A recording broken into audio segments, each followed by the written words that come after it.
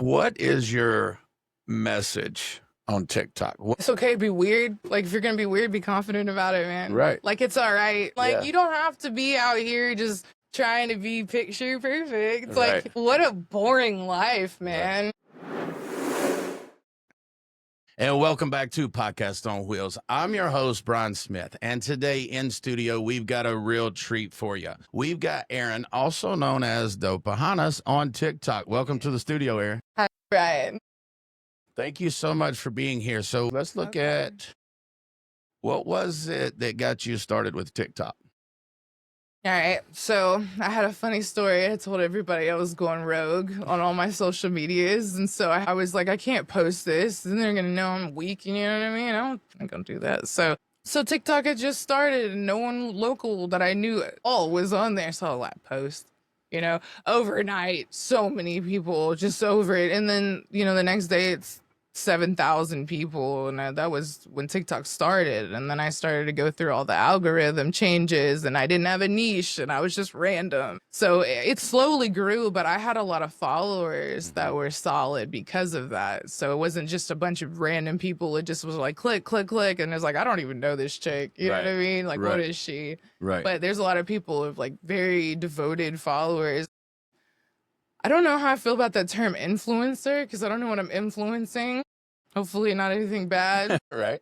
But a content creator, yeah, that's okay. Gotcha. You kind of became a content creator by default because you just were posting over here so you could post something and nobody would really see it. Yeah. But Then it got surprise. then it got local, and I was like, damn, I did not want that to happen. First time it happens when I was working at Best Buy, and there was this lady. She was sweet as a bud, but she was just like, I was in appliances, because you could sit down in appliances and not do anything. You just look like you do stuff on the computer at Best Buy. So just know if anybody's in the appliance section, usually they just want to sit down. And so I was just chilling, doing my work. And this lady comes by, and I'm on the computer like this, and I don't really look at her too much. She's like, oh my God, you look just like this girl on TikTok. And I honestly, without hesitation, I was like, you sure that's not me? Because I didn't think about it too much. And then she was like, oh my God, it is you. I got to text my daughter. And I'm just like, this is very strange. Yeah. This is foreign to me. I'm not, I'm a humble person. I'm still a human. Like, when people look at screens and they see other people behind a screen, there is this like dehumanized moment where that person is just that. It's like, you don't think about that person like doing random stuff, like, I don't know, picking a scab or something. I don't know. Like, you don't think about them doing that, or like, what the heck, the GPS, you see them as like what you see them. You see them in their room, but you don't ever see the fact they got a giant pile of laundry over there. So like, it is a separation. And it's funny how social media has made so many people antisocial. You ever think about that? I have. Yeah. We have more tech and more social media, less social interaction. People are scared to actually be themselves.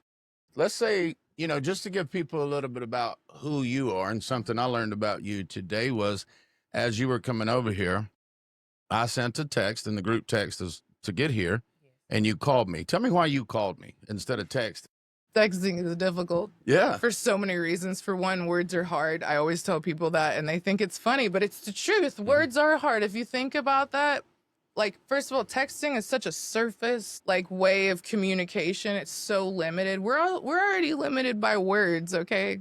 All we're trying to do is get our feelings to be communicated and the pictures in our minds to be communicated towards other people. Now we have to set up all these adjectives and nouns in the correct order and in the right tone, and your body language has to match, and you have to make sure that it's in the correct part of the conversation. And that's what your brain is all doing on top of reading patterns. And I'm a very all over the place. Like, you can say like the word okay, and it can be translated on text message. It can be translated a million different okays. Be like, okay, it's okay. Like, there's so many different ways. Right. So yeah, I would much rather call. First of all, it's faster. Okay. I was born before cell phones, before cell phones were really available to the public. Right. Oh, there's giant cell phones, you know. I remember car phones. Do you remember car phones? I had one that had a bag. Man, you had never touched a car phone. That's expensive. I knew exactly. You never touched a car phone. My stepdad had one in his business card. It was an Intrepid, a new one. It smelled like a new car. Nice. He worked for Philips. But anyway, that's on a, you know, as you can see, I'll trickle on. Yeah. Yeah. Well, that's one reason that you have so many followers. How many followers do you have on TikTok? Like almost 1 million. 800,000, I think. I did, but you know, a lot of people are like, you know, they didn't re-download it. So if you notice, a lot of people are like, I lost followers. I'm like, no, you didn't, dude. They lost everybody. You're not the only one. Right. You know? Right. I have 7,009. Wait, sorry. Did I say that right? You got 700,000. 900. I'm not doing it. 791,000 followers. So you're at 800,000 followers on TikTok. What do you do on TikTok? What do you tell people? Everything, my random thoughts of the day. Right. So stuff that crosses my brain or like things that are funny to me. And sometimes I think the things that I say aren't necessarily as funny as people think they are because I just laugh. And then they laugh, and then things are addictive. You know, laughing can be contagious. I'm also a full believer, like, putting your dirt on the table just a little bit. I like to put my dirt on the table, and when I say that, I mean, like, the quirky, authentic, like, obviously I'm going to make a mistake in my words, like, trip over things or whatever. So people feel more comfortable. Is it raining outside? Yeah. I knew it was going to happen. But I'm happy I got here before the rain. Me That's too. nice. But yeah, if you put a little bit of your flaw on the table, that people feel more comfortable and be like, you know, okay, I'm a real person too. Right. So I think the relatableness, the authenticity is really probably where, that's what I want. You know, I don't like to follow people who are like perfect in a way, like who appear to be perfect because, exactly. Because it's really just an appearance and perfection is all subjective. Like it's just a subjective term. Yeah. Well, the one thing that I've already learned about you, and I want to make sure that the listeners are hearing, is that you've already explained that words are hard and lining them up and doing it grammatically correct and being understood and then the body language to match. But you're taking TikTok and you're not so concerned with a script or you're concerned with how you're making people feel. Same way. Yeah, right? For sure. I don't ever have a script. There might be something that I like say out loud. I'm like, dang, I messed that up. But that was something that I wanted to say. And then I'll be like, okay, that's what I said. And then I'll probably re-record it and screw it up again, but it'll sound all right. And I'll get my point across. Right. So I remember somebody was just like, so do you just sit there in front of a camera and just like write down what you're going to say or, you know, like stuff like that and just chop it? I'm like, no, usually it's probably like one big long video and I just chop it up into like pieces because, you know, I'll have ADHD moments where I'll just pause and I'm like, the hell was I talking about? Yeah. So of course I'm going to chop that part out. Sometimes I don't. Okay. Right. I saw one of your videos where you talked about, because this, if I could say one actually made me laugh to where I had to sit my phone down. There was one where and you may remember this, maybe not, because you've done a few.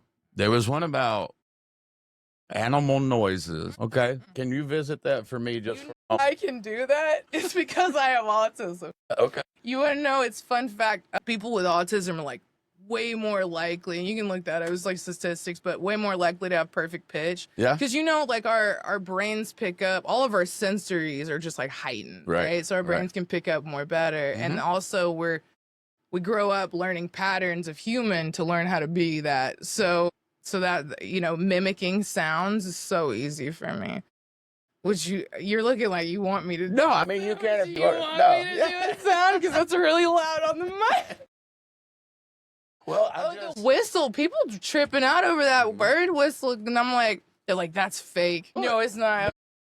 When you got it. Hold on, wait, I gotta get the. It's authentic. Look, it trips the birds out. I do it. No, I do it at Petco when I go there just for the shits and giggles. I want to get it on record so fucking bad, but I try to make sure people aren't around. So like, what the fuck is going on? Right. Like, you know, I'll walk up and I'll just be like, and all the birds just shut up. I swear to God, the parakeets and shit, they'll just shut up. And then it'll be this dead silence. They're all looking around for the predator. Then one will go, and then they all start going. They're like, all right, we're good. I don't see it. We're good. Well, that's the way I wanted to kind of as you introduce, you have autism, you have this, you have that. You've told me some things and taught me some things today. So, we've talked a little bit about you, your TikTok, kind of how that came about. Let's talk more about some of the things that you deal with on a personal level.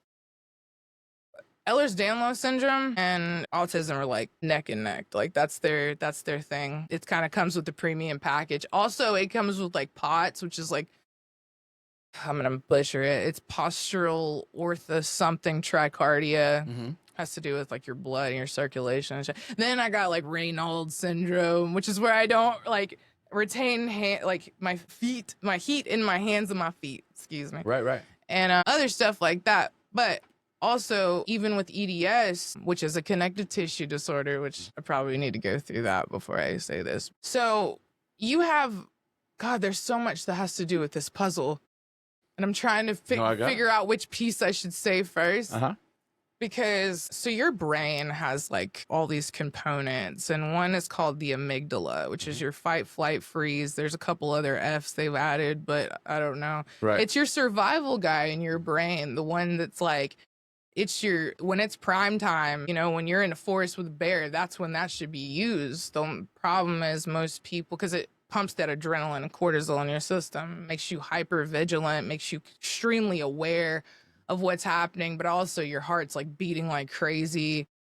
And it's and you don't even know why. A lot of people have way overactive amygdalas and they don't have any idea what's going on, and they're stressed and all these other things, and their body's failing and they don't know what's happening. But your thoughts should go from your hippocampus, which is your sensory guy. That's only his job. He has no memory. He's not in control of anything. He just grabs stuff. So he grabs your sound, your taste, your smell, all those. We also have 8 senses, by the way, not 5. So you look that up on your record. But the amygdala part, the hippocampus brings that information to the thalamus, and the thalamus decides, where does this go? So you have a thought, you picked up a pattern on the outside. Where do I know this from? Oh, I know this from here, and I'm going to send this to this direction. You can either go to the cortex, which is where your thoughts, like your manager in your brain, this manager office, where things should go. Or it can send it directly to the amygdala. Oh my God, I'm freaking out. I know this. Now I'm on edge. I don't know why. Now, all right. So with autism and EDS, already my whole thing is haywire.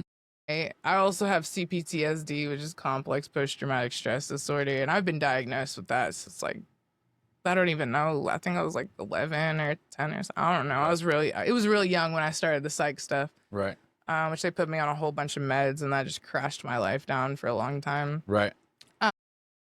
But my connective tissue, even in my brain, that also affects like everything. So like every single thing that also like barometric pressure right now.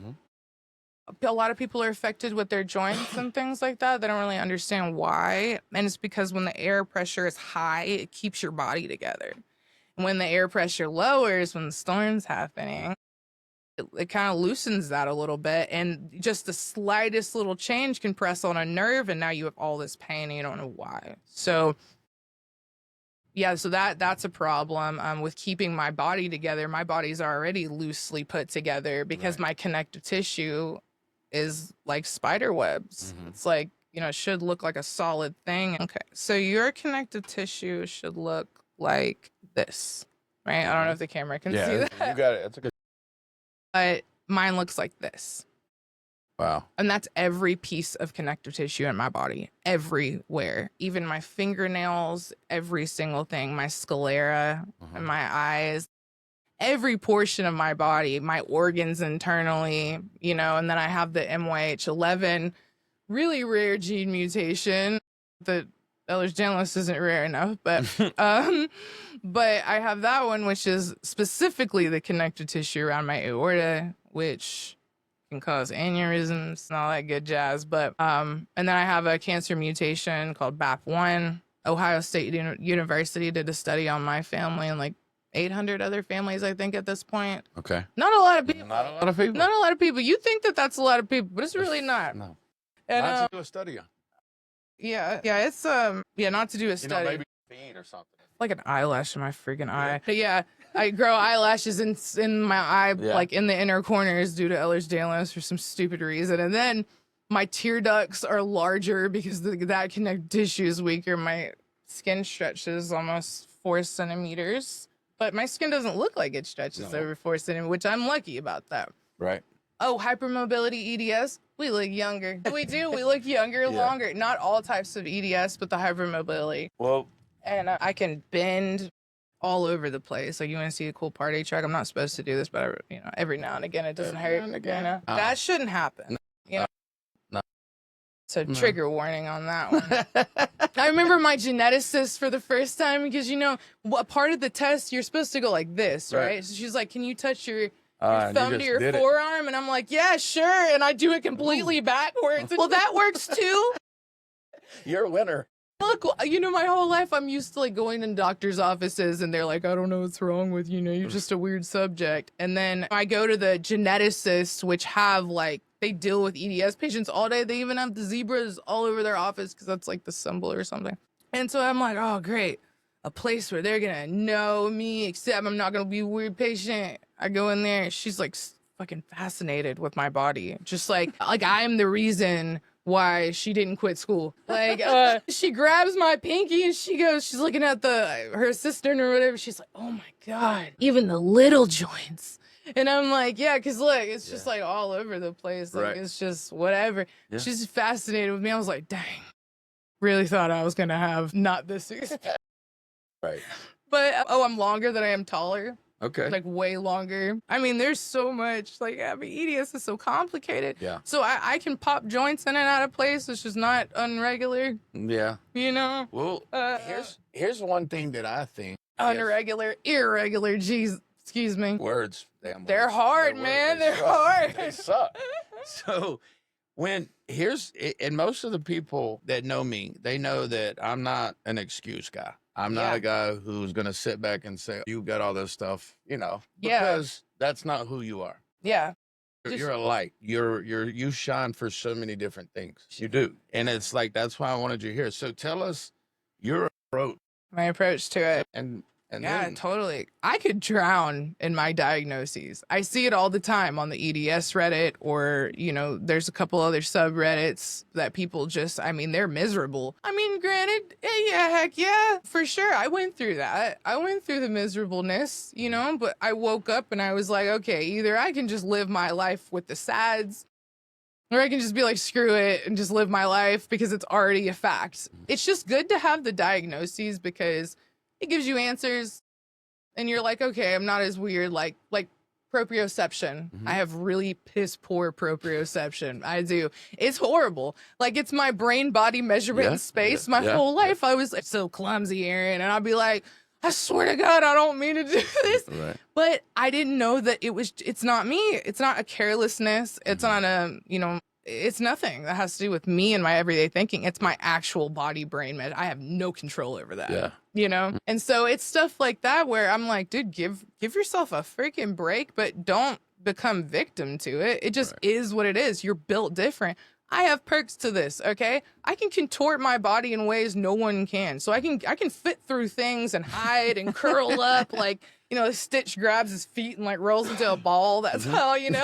Yeah. There are perks to this. And also, like, I'm less likely to break bones. So like, when I hike, I run. I like to run on rocks and do like, you know, pretty primal stuff, you know? And I like to climb things, and I'm a great climber. I got wide feet and like wide hands, and I can, you know, I'm a little primate. Okay. I a little feral thing over there in the woods, but yeah, there are perks. I mean, you just kind of, just like autism, right? I thought my whole life was a freaking struggle, but then I realized that my pattern recognition is flawless. Like, and so when I get to like any job where it required like a repetitiveness of muscle memory or things like that, I am so quick and I'm good at it. Or untangling things, I am flawless at that. Or just recognizing or being like, Erin, look at this. All I need to do is like a bloodhound. You're like drug sniffer dog. It's like, I just need to know what I'm working with and I can go find it in like 2 seconds. So there are perks to it also because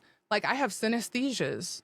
right? That's outside psychedelics. So I have synesthesias, and those are when, like, think of your senses. This is not actually how it is, but think of your senses like harp strings or something like that. And then you take those some of those strings, like they crossfire.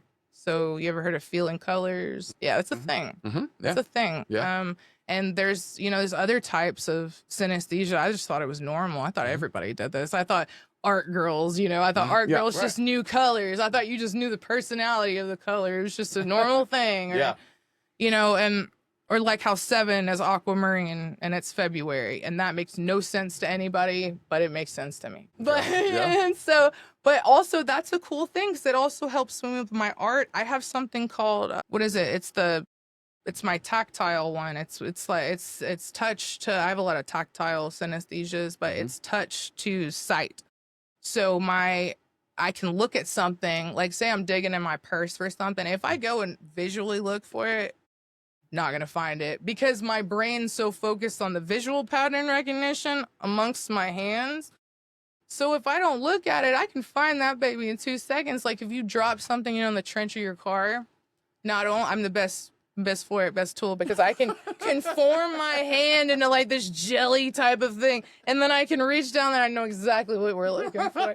So then I bring it out, and everybody's so happy. Erin saved the day. There are perks. You can drown in it all day if you want to. Yeah. It's not going to change anything. The EDS diagnosis is also very important because on your paperwork, we require way more medicine than the average person. So when I go to the hospital, and if I require pain medicine of any kind and it doesn't work, they're like, junkie, addict, like, you know what I mean? And so my whole life, I'm like, no, I swear to God, I'm not on drugs. Right. Like, in some part of my life, I was on drugs, but not too bad. And, or anesthesia. You have to like dose me heavy with anesthesia because I will wake up and I'll fight it too, just for shits and giggles because I think it's funny. And also lidocaine. Right through me. Yeah. I had a evil Dr. Malone. Never go to him. He's spawn. You heard it here first. Yeah. Screw you, Dr. Malone. You're evil, man. But he, I kept telling him, I was like, you need to flood me with lidocaine. Because he had to cut out 2 styes and cauterize them underneath my eyelid. That's right. I felt it all. So I honestly, my best revenge in that moment was I'm not a pain crier, okay? I'm an emotional crier. I don't cry because pain, okay? My body was involuntarily like tears, and I'm holding it back so much. You know, when you're crying, your mucus is just in there. Yeah. It's building up. Look, all this stuff.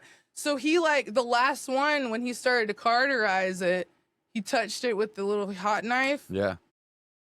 I went, it's like a freaking just... What do they call those? The things that come out of the volcano? No, not the volcano. Oh. When the thing spits out of the ground water. The geyser? Yeah. And that's the one. It was like a geyser all over his face. Nice. And I was, for a second, I was like... So he remembers you too. I hope he does for the rest of his life. That's a good story. That's a good... But yeah, it's just certain stuff like that. And I'm like, this is why it's good to have on your paperwork. Also, you're you're the 1 in 1,000 something's not gonna work. Right. Right. And it's always a 1 in a million. Oh, there's no risk here. That's why my tonsillectomy and adenoidectomy like failed horribly. I had to get an emergency surgery. Wasn't like now they use a cold knife to cut your tonsils off and stuff. They used to cauterize it. But so they did that.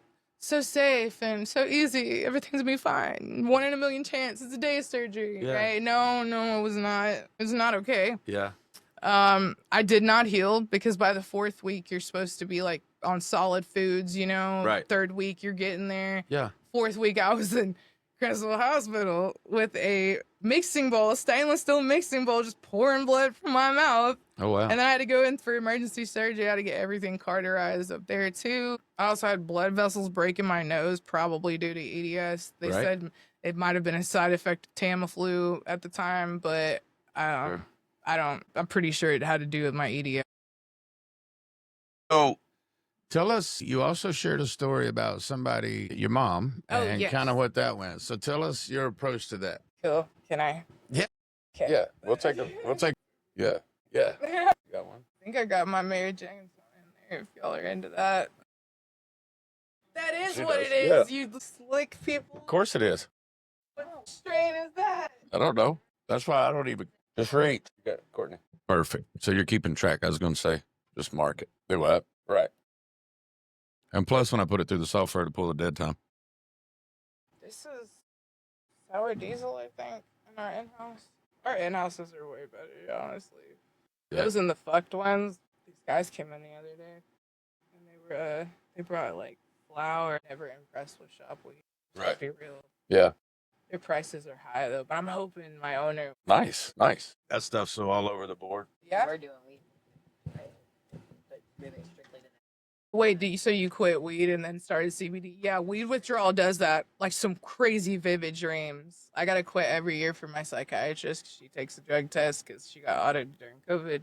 Yeah. Just like everybody else could do the telemedicine, telehealth and shit. But we used to be able to smoke weed. Now I gotta quit once a year. Yeah. Hellacious. This past year, I had some crazy dreams. That's cool. Oh, you're good. He gets hit about every show 5 times. You're going to have to. All right. Is the AC off? Is it off for audio? Okay. All right. You recording? All right. Whenever you're ready, you can start with. And when you talk about your mom, you tell it however you want to tell it. If you want to talk about the holistic approach and the education, this has been one of the most educational podcasts because for everything, here's the thing that impresses me. I'm going to stop right here and tell you. Most people, male, female, I don't care, that I meet that have problems, sit in them, right? And you don't. That's why. I think my whole life, I've just gone through so many things. I mean, I know a lot of people have, but Erin's got one hell of a story, okay? And I talk to my therapist about this all the time, and, other people have told me this is, you don't give yourself credit. Yeah. What you've been through. And I'm like, when I was in it, I was just in it. Right. And that's my mechanism for surviving my whole life through crazy incidences. But some people quit. Some people do quit. I've tried to quit so many times. That's why I was in and out of psychs my whole adolescence. I grew up in psychs, like in and out of psychs. I was actually institutionalized to the point because I wanted to be in it more than I wanted to be in regular life because everything, you were safe from yourself, you were safe from everyone else, you had timed meals. Meals ain't bad in the psych ward. I ain't gonna lie, because they want you to, they don't, they care about, getting your mental health somewhat care. That's a hard word to even say. Because, man, sometimes they just don't care at all, and they put you on a regimen of meds that makes you insane. You know what they do, like strict protocol when you go into the psych, is they rip you off all your meds. And then they observe you for 3 days, go crazy because you're ripped off all your meds, and they go, oh, that's what's wrong with you. Here's some Seroquel and, some like Lexapro or something, or Celexa. Usually Seroquel and Celexa are usually like top favorites, as far as starting off. But I've just been in it my whole life. I've never really taken a moment and just being like, hey, this is, my life. And I don't know if I'm probably not describing that well. You're doing a great job because you've been through it, and there's no way anybody else could explain it. But tell us your mom story and y'all's approach to that. So my mom got diagnosed with triple negative breast cancer. It's this really, really aggressive form of breast cancer. You can jump from stage 1 to 4 in like a week. Scary stuff. And there was something happened, and the person that was supposed to take care of her couldn't. And so I didn't know anything about cancer. I'd heard my whole life, somebody got cancer, they go through chemo and radiation. I had no idea how intricate it was. And, I go pick up my mom due to this unfortunate circumstance of, and now I have all this fall in my lap at one time, and I have no idea what I'm doing. Stayed up for like 3 days on Vyvanse. Like I slept some, but I just remember very little sleep in those days. I feel like I napped a lot, maybe. I don't know. Anyway, but I stayed up for so long doing research. I got connected with this place called Realm of Caring in Colorado, and they told me about this CBD tincture, Charlotte's Web. It's very expensive, but it's very potent. There was one place in town at the time that had it, grassroots something, and I would get it. It was like $200 something, but I was working at Mellow Mushroom, so I had the There you go. like I had the paycheck. And I was consistently working as much as I could, but I also saved money up and stuff like that. But I would get her these tinctures, and I because I was like, if I can't do anything on the pharmaceutical side, because I had meds like this table. I mean, about that, and they were all lined up. I had like little flashcards and shit. Like I was trying, man, it was so much stuff. I could do outside medicine. I could do plant medicines, and I gave my mom the CBD tincture, and I gave her turkey tail mushrooms. Okay. Turkey tail mushrooms, they eat cancer. Like, it's incredible. They take it over. And, your body doesn't like to also live. Like, when you have CBD in your system, all those cannabinoids, it doesn't like that environment. So it doesn't thrive in it. But you know what it does thrive in? A sugar environment. Cancer loves sugar. Yeah, it does. Loves it, a glucose environment, for sure. But yeah, and watermelons, they have lycopenes in them. And that's, there's a lot of, just other melons too. Melon is wonderful for you. If you're ever severely dehydrated, eat melon. It's better than drinking water when you're severely dehydrated. Drink water, but it's slower through your system, so it absorbs slower. So yeah. But yeah, giving my mom, and they cut into her halfway through her chemo treatments. They could do a lumpectomy, and she was going through like some of the hardest chemo. There was one I remember, it was called the Red Devil chemo, and it was bright red. Yeah, that shit was nothing to play with. And yeah, so they cut into her, no cancer. Swear to God, it was insane. Like, and both her oncologists, real shocked. Yeah, like they were in disbelief, and real cool. I also had to push for Marinol, because I'm like 22, right. I'm in doctor's office, and my mom, she can't take opiates because she'll throw up. Yeah. She get real sick, real bad. And so, she couldn't take a lot of things, and I'm like trying to push for them to get Marinol, because that's, the synthetic version that they actually do have legally here. Right. Doctor did not want to give it to me. And I was tenacious that day. Right. Right. I was being a pisson, which is a pissant. That's Cajun for pissant. I got you. But yeah, it was a miracle. And this is why I started working for CBD stores and companies, because I saw it work. Yeah. I saw it. I saw it with the magic that can happen. Also just with plant medicine in general. I also gave her a lot of like teas from the Asian market. Do not remember. I remember one was artichoke tea. Right. It tasted like chocolate. I don't know why. It was very odd. You should try it and tell me it don't taste like a Tootsie Roll. But yeah, that's why I got it, because I saw it work. I take like our gummies from our shop. Yeah. Like I take those all the time for my joints. The ones with CBG in them. CBG is actually, they call it the mother of all cannabinoids, because it's the precursor. It's the precursor to it all, but it's great for pain and inflammation, and it works. My dad takes them. My stepdad takes them. He's actually getting knee surgery because of them. Because he was like, I want to make this feeling permanent. Because nothing, like, they give him Mobic and, Celebrex and stuff. It's not touching any of his pain. Now he's going to get it because that works. And it's so crazy, because we look at that stuff and we're so trained to think that anything outside of pharmaceuticals is not a powerful thing, or that it's just placebo, or it sort of works, or whatever. Nah, man. There's some very powerful things. This is why we have pharmaceuticals to begin with. In 1910, I think people forget that, right? Oh, yeah. I mean, people forget, where did it come from originally, right? Right? Exactly. Like Valium comes from valerian root. It's a synthetic, powerful. They make it more potent. They just make it synthetic, and they try to make it more potent. But 1910, that's when the Flexner report or whatever came out, which is when the American Medical Association started using pharmaceuticals and, synthesizing everything. Before then, it was strictly natural medicine that they were working with, and those are powerful things. And it's also not good, because in a way that everybody has this loose access to this, it's very not educated on it. Think this is a good supplement for you. I see the benefits online. I'm going to take this. They do this. They only got like 5 different supplements, and those cannot interact. You know, or like something as like simple as like Damiana leaf. You can't take that with like birth control. It'll cancel it out. And you get pregnant and you wonder why.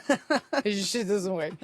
But and then there's like other stuff, like lots of things interact with blood pressure medication, also because they can be used as blood pressure medication. Right. And certain things like that. So yeah, these are powerful things, and they're not to be, you know, taken lightly, but do your research as much as you can, but don't think that they're not as powerful as these pharmaceutical drugs, you know? Speaking of drugs, did you want to go into that? Yeah, go ahead. Psychedelics? Yeah. Okay. Teach us. So, all right. Maybe I should go over the neurology a little bit of the brain, just a tad more. Yeah. So you have something called a default mode network. This is what has been over time. Your brain has learned how to human, right? Yep. So we don't do this and we do this and we don't think that, because that's never going to be a thing. And, you know, it's everything. It's all your conditioning, every single portion of it. So it's kind of like the governor in your brain. He just makes sure shit works right, and you know, you don't step out of line too much. And so when you do mushrooms, it's psychedelic mushrooms, which is not, I want to put this on the table, is not the stuff they sell in shops and stuff. That is not psychedelic. That is actually a Amanita muscaria proprietary blend. There you go. And in my opinion, they're probably not harvesting that much Amanita muscaria for that to be, you know, as in abundance as it is. So because Amanita muscaria is not technically a psychedelic. It's a hallucinogen. It's a psychotropic. It's not a psychedelic, and it's toxic in high doses. You don't never know what these research chemicals are anyway. Right. It's not psilocybin. It's not a psilocybe cubensis, which is real magic mushrooms. And there's other ones like pancyans and pancyans and gnats, which are now natalis or natalysis or something. I'm more familiar with like the cubensis, and it is amazing. What it does when it goes into your gut. Your gut is a whole different. That's your second brain. That's where like 95% of your serotonin comes from. It also has its own endocrine system and nervous system, and it has a lot to do with your mood and how you feel. Your emotions are regulated through your gut. But anyway, so it goes into your gut and it converts itself into something called psilocin. So you go from psilocybin to psilocin.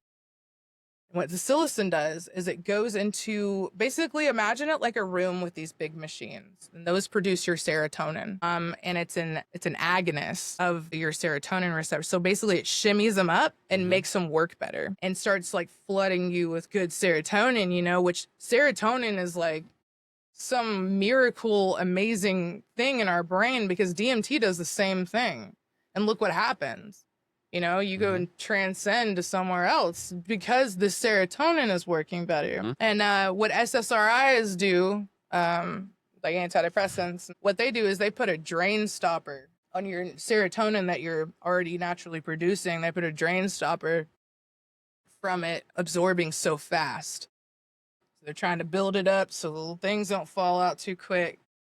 But a lot of people don't produce enough serotonin. Right. And for many reasons, but it just happens. And yeah, you're not gonna get, you know, it's a gamble if it's even gonna work, you know, and antidepressants are a shit show. They're given to way more people than need them. A lot of people, actually, if you're gonna go on a pharmaceutical side, a lot of people don't, like, they have mood disorders, they don't have depression. So if you give them SSRI, they're gonna manic because it's too much. It's like serotonin syndrome. It's not good. But anyway, they lock in to your serotonin receptors and they shimmy them up. It's almost like your brain was meant for it, though. Just like cannabis, we have endocannabinoid receptors. Why? You know, that's no accident. Right. In breast milk, there's cannabinoids in breast milk. Our bodies create that. It goes to the baby that also has those cannabinoid receptors, and that's no mistake. Right. That means that evolutionary, you know, that, you know, speaking now, that would mean that we've done this for a long time and consumed some portion. You know, that's not a mistake, man. Right. It's not everything that's alive has those. So dogs do.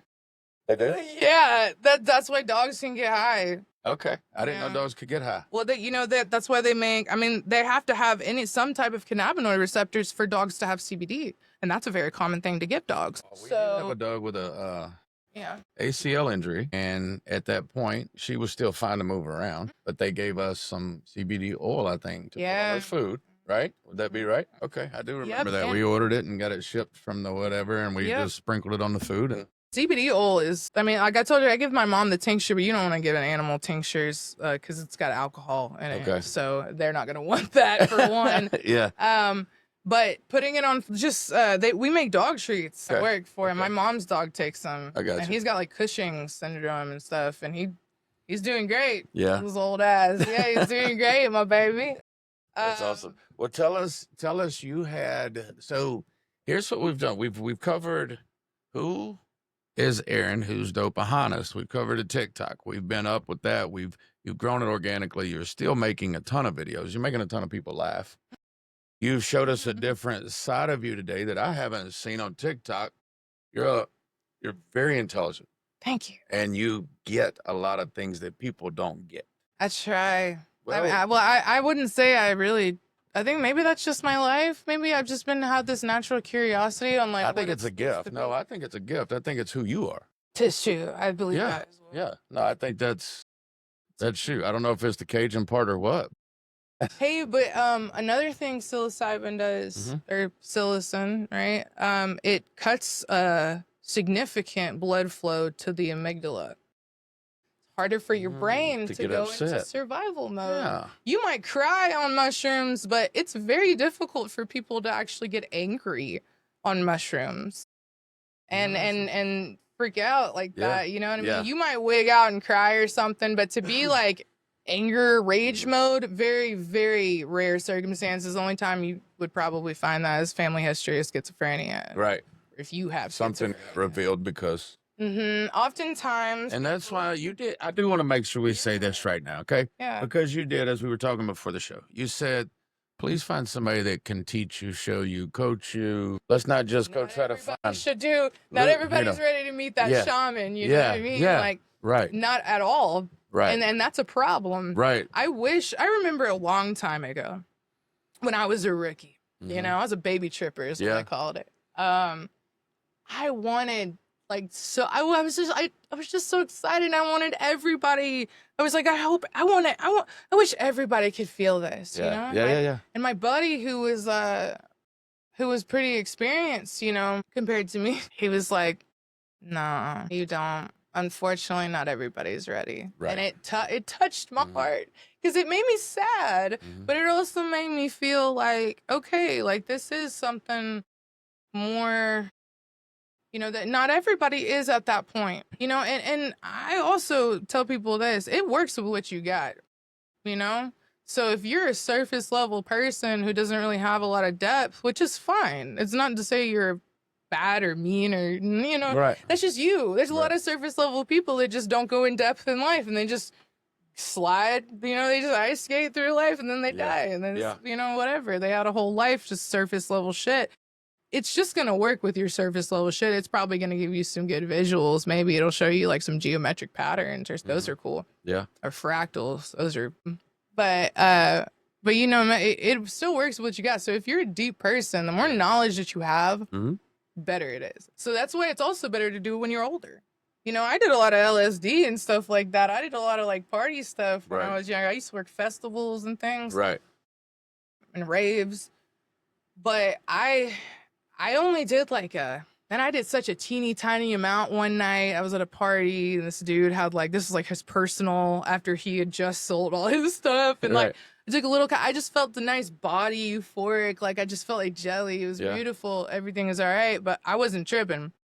I'm so happy I wasn't too, because when I did them in my mid-20s, I was like, man, I have so much more to work with. Right. There's so much more knowledge that I have obtained and maturity and just the way that I can view things and respect those things. And I see people, I hear stories about people that are just so young doing these things, and I'm under no guidance, have no idea what's happening, what they're playing with, because, dude, you don't respect it, it will show you. And I know that sounds frou-frou, you know, and I'm a super big skeptic, so, you know, I wanted to make sure nothing was BS. I was like, let me just test out some things in the psychedelic world, you know? Right. I didn't have any guidance. I had no scale. Okay. So I wasn't weighing my mushrooms, which is a gamble. Wow. Because of the same size can weigh totally different. Of course, like yeah. night and day. This one could like double this Right. in weight. So yeah, you never know. And also, they all have their own level of psilocybin when they're born, like when they fruit. And they all have their own individual DNA separate than each other. So it's like they're like brothers and sisters, which I think is funny. But yeah, they all have their own DNA. So it's really a gamble even if you do weigh them out, but you have more of a chance of being a little bit more accurate in what to expect, how hard, you know. Sometimes it'll grab you by the ass. You just never know. There's these little things called aborts. They call them aborts. They're basically this like, it's this weird phenomenon when you have a yield of them, and you'll have some tall buddies, and then you'll have these little itty bitty buddies that don't grow. Yeah. And they just stay short, but they're fucking compacted. They're just packed full of psilocybin. They're usually blue as fuck. Like, Yeah. and those will get you.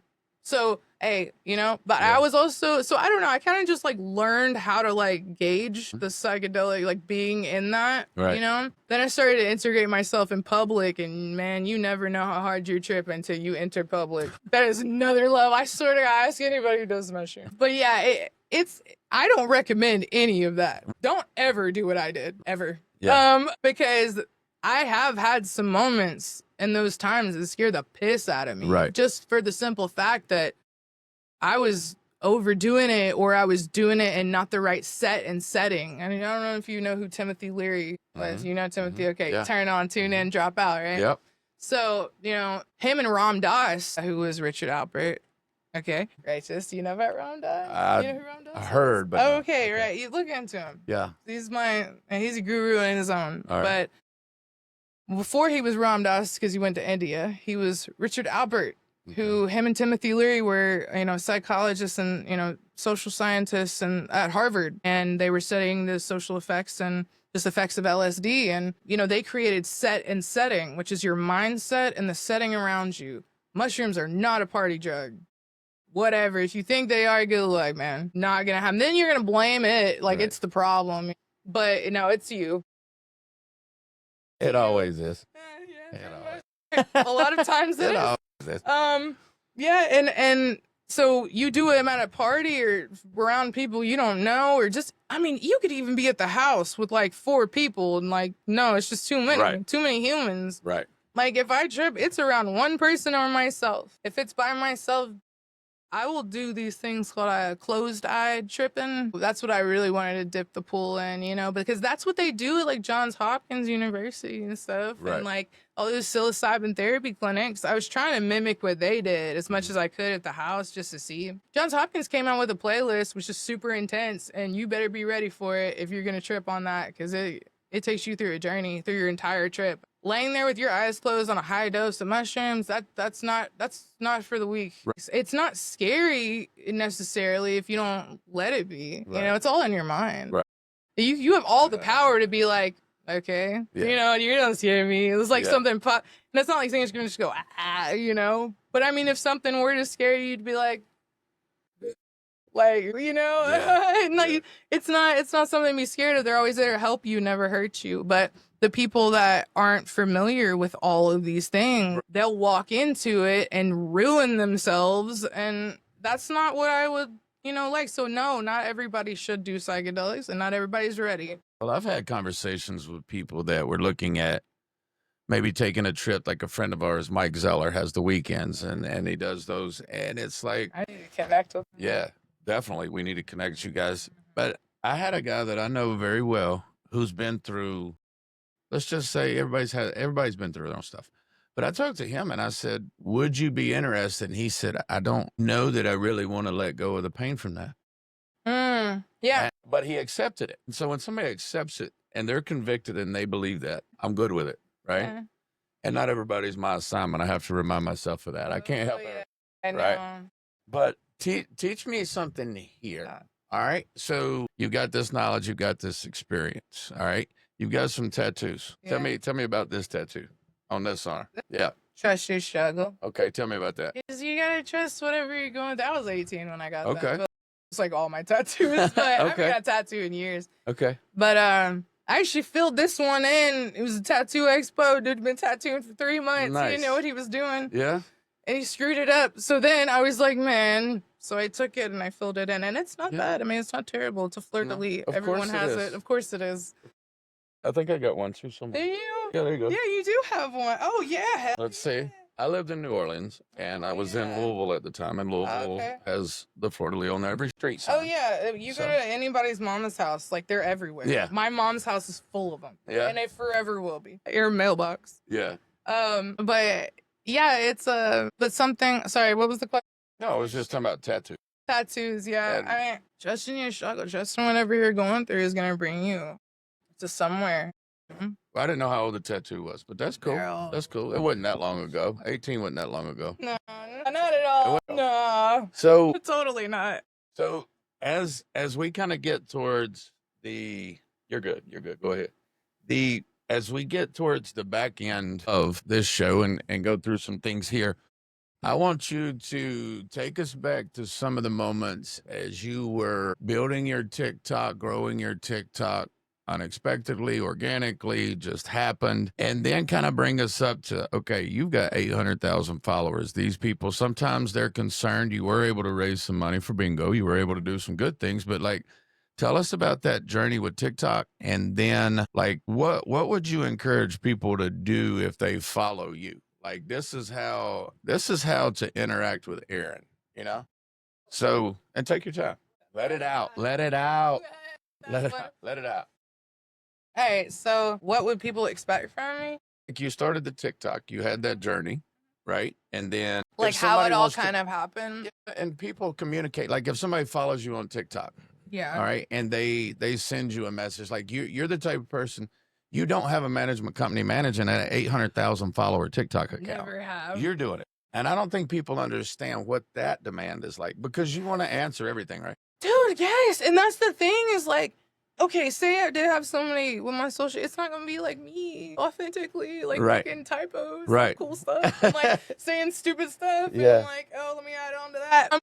I think that's why I had my platform. Like before It is. bingo, before I found my dog, I had like 500,000 followers. So it was like, but these people, like they knew I was real. And that's why I feel like, you know, Yeah. because like I was telling you earlier, I've grown with a lot of creators and influencers. And I've seen what it's done to people. I started with everybody else, Yeah. all the big ones, and Yeah. we're all friends on there. Yeah. And some of them, like, heck yeah, like go for it. Right. But I've seen what it does to Right. people. And honestly, it's almost inevitable for it to happen, for something like this to get to people in a way, because this is your life. This is the Right. world that you live in. You're not present.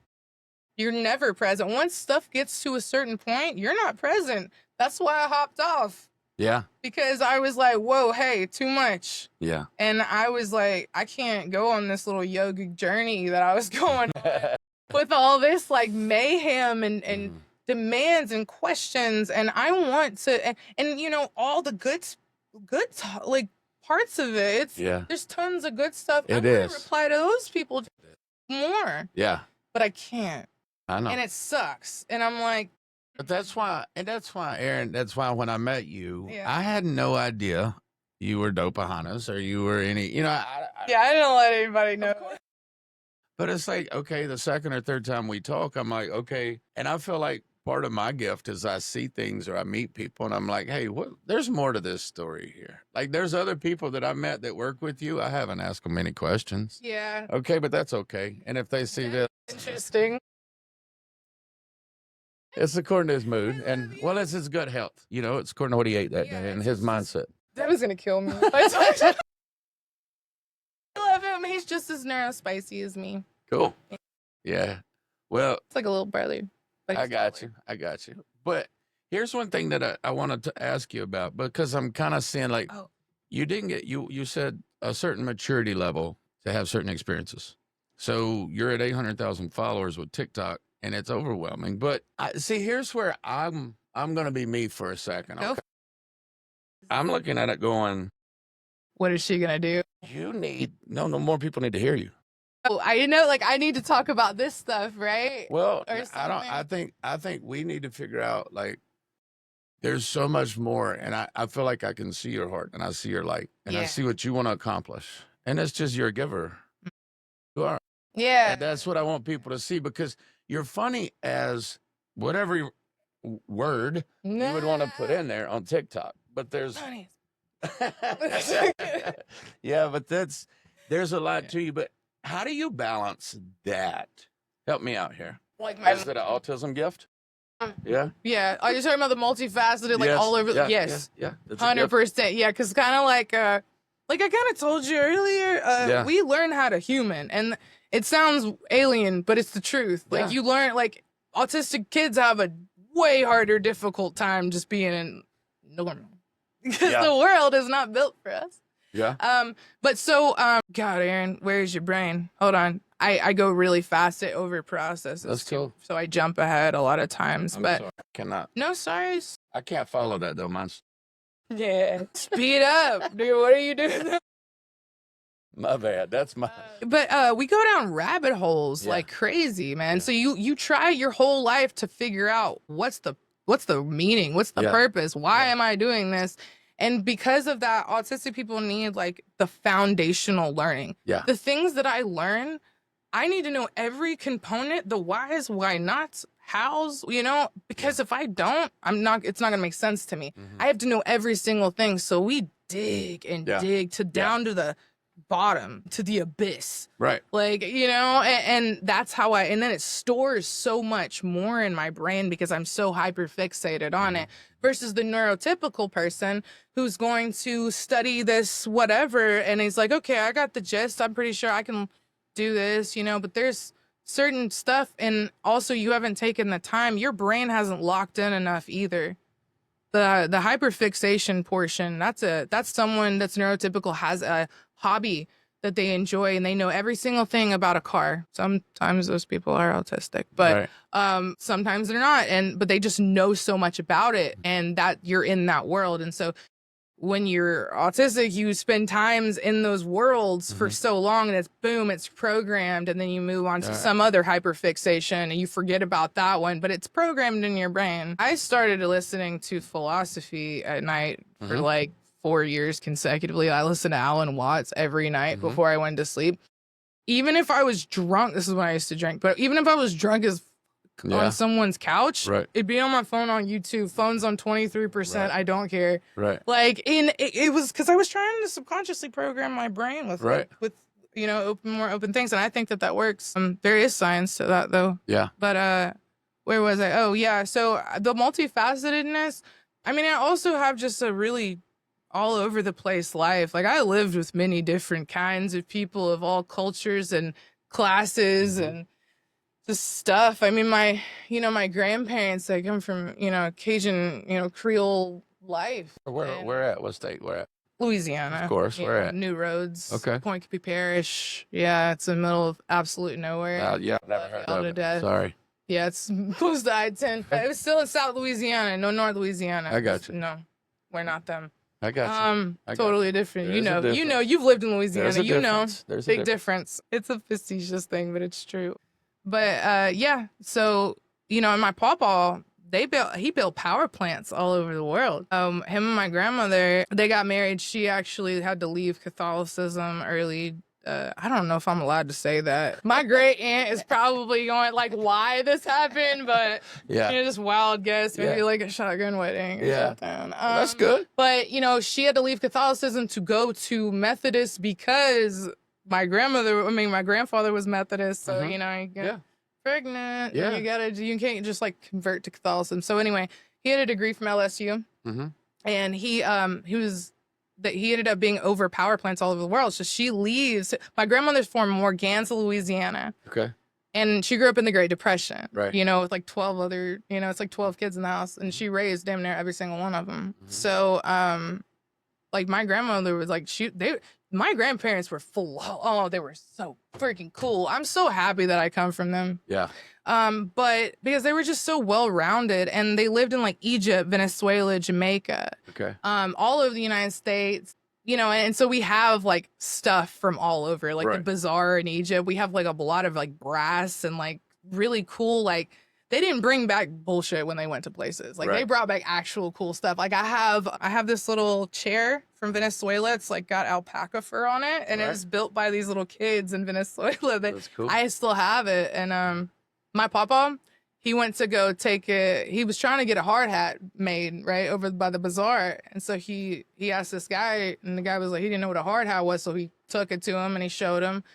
He was like, come back in 2 weeks. So papa comes back. He's got a brass hard hat Oh my God. that he has etched hieroglyphics in our last name, which is Hebert, which is spelled like Hebert, but it's Yeah. like Hebert. Yeah. It's Yeah. French. Yeah.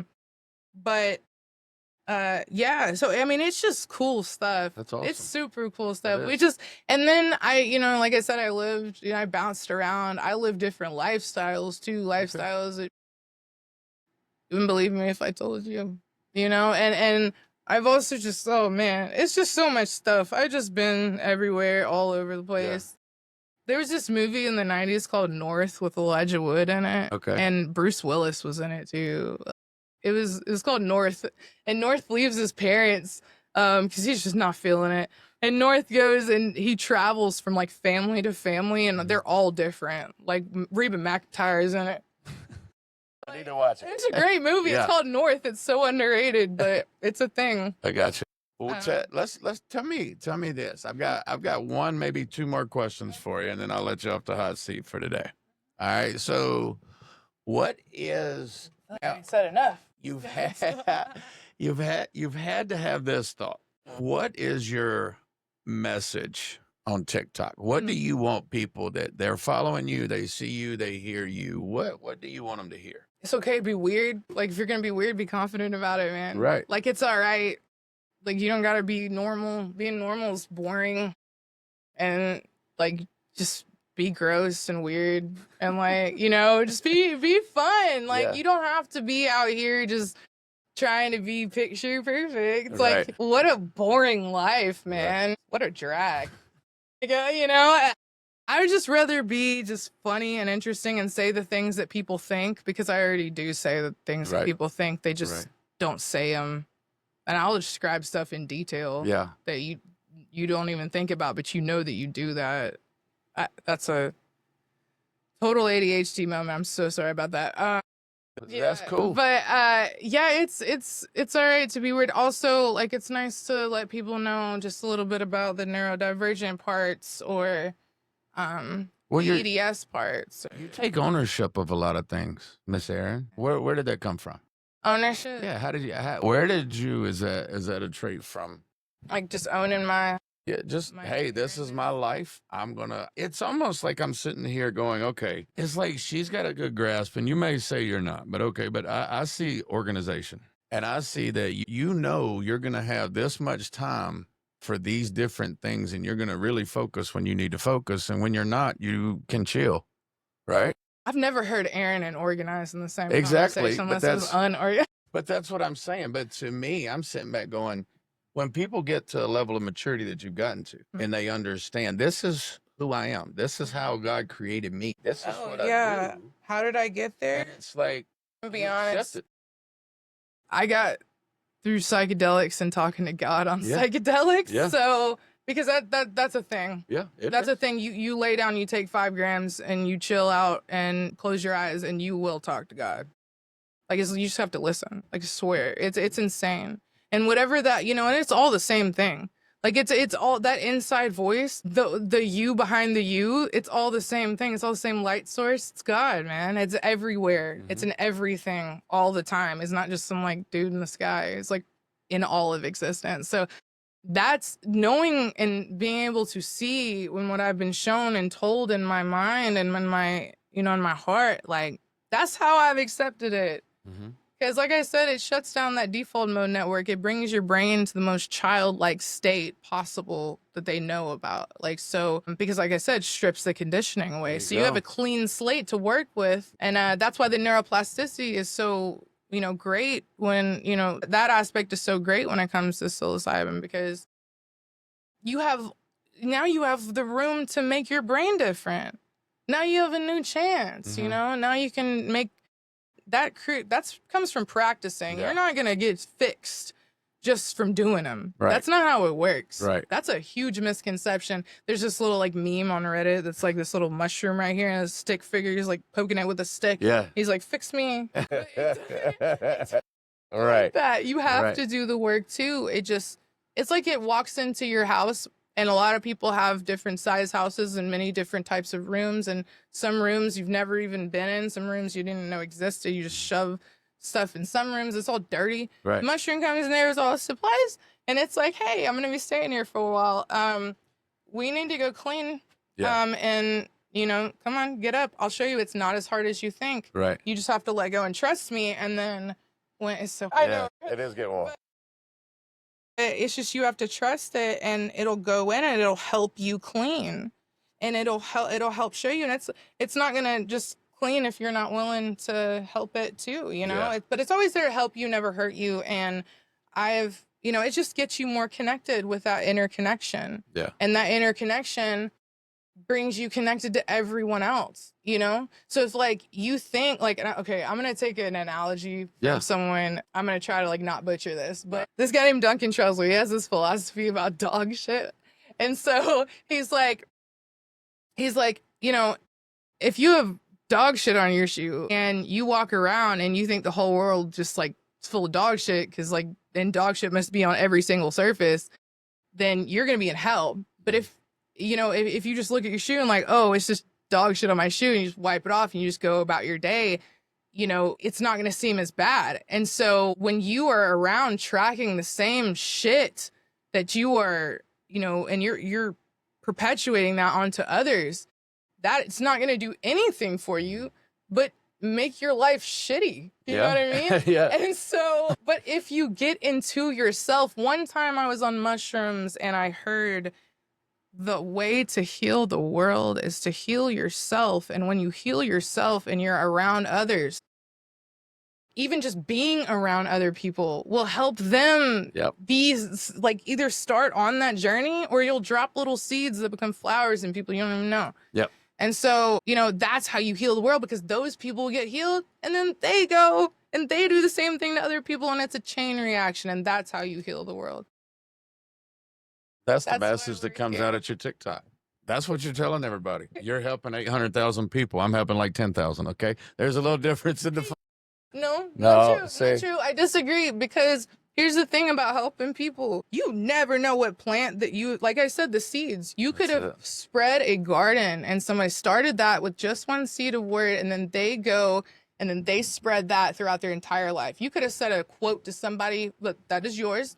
Or like Brian said this one time to me, and that helped them. And then maybe when someone's going through the same shit show that they were, that you gave that dude advice for, they can give that person the same advice. So they're passing on your messages. So yes, you help more than 10,000 people. More than 10,000 people hear you, It's just always going to be like that. I'll have you start coming by every Tuesday and telling me that, okay? Every Tuesday, you can come by and we'll have a conversation about how good I am.